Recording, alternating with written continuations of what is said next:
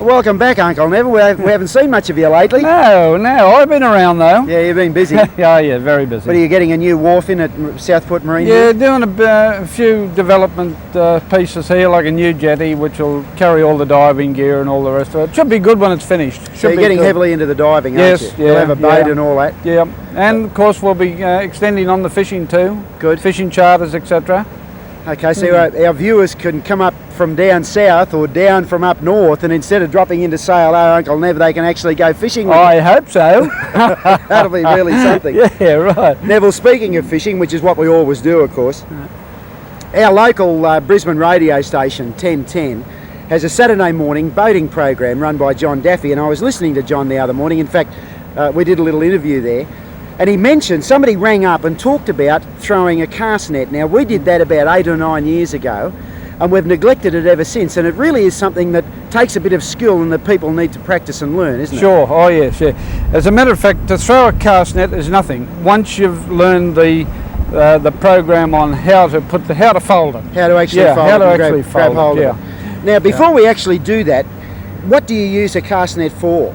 Well, it's normally for catching live bait is the main function of it, but you can catch eating fish in it and all the rest of it. You shouldn't do. I think that is unlawful in Queensland. Is it right? And let me say, Chris, in other states, if anyone starting to use a cast net should always check with their boating patrol or fisheries, whoever it is in that state that controls it. They should see them, because in New South Wales, for instance, it is illegal to own a cast net. Is that right? So, whilst you're legal in Queensland, 20 miles south, you're illegal. You're illegal. So you want to be very careful on that score. It'd be nice to see those sort of laws standardised, wouldn't it? Yes, it would be. You'd think you're in another country, yeah, wouldn't that's you? right. Those Mexicans down south. Yeah, that's right. But back to the cast net, it's a very, very good way of collecting live bait, remembering that the little bait net where you pull it round in a circle to get the live bait is good, but you've got to be two to do it. People. With a cast net, it is done by one person only. Right. And very easily to use, and very easy at night time when you normally use your live bait anyhow. Yeah, fine. Yeah. So what sort of water would you use it in, Neville? You can use water, you can use it in any depth water at all, but the deeper the water, the less effective the net comes, because of the sinking. When it's thrown on the water, it closes up as the lead sinks. It sinks, yes.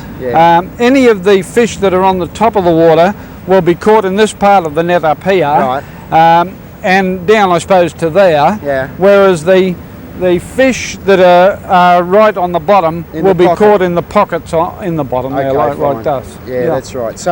So you normally wade out up to your knees, or maybe your waist at the deepest, and just throw it at the area of water in front of you. Yeah, you're best to walk along the beach itself, and not even in the water where you're not making any noise. Late in the afternoon, when the fish work in close to the bank, you can walk along the shore, and as soon as you see the fish flush, count about 3 seconds and throw at the flush. Is that right? The idea of the 3 seconds is, if you throw a stone into the water, you'll find that the fish school will go woof straight away like that, and then they'll come back.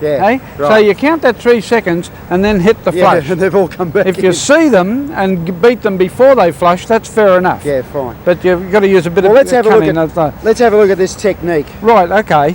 Now, firstly, the string is folded in quite big liberal folds until you get to there. Then it's placed in the hand thus, and the net is then drawn out so that you can get all that twisted. There must be no twist in it, right? No twist at all. Fold it down and grab the net approximately waist high. Waist high. Around about that. Yeah. The front of the net is then picked up and placed across the fingers like that, so that divides the net. Yeah. Then it is twisted, and the back it's a set of leads is placed over the shoulder, and if you lift the arm at the same time, you'll hold it there, and then gather the other lead to approximately half the net, I would suggest, or maybe a little more. Right. Just a nice throwing size.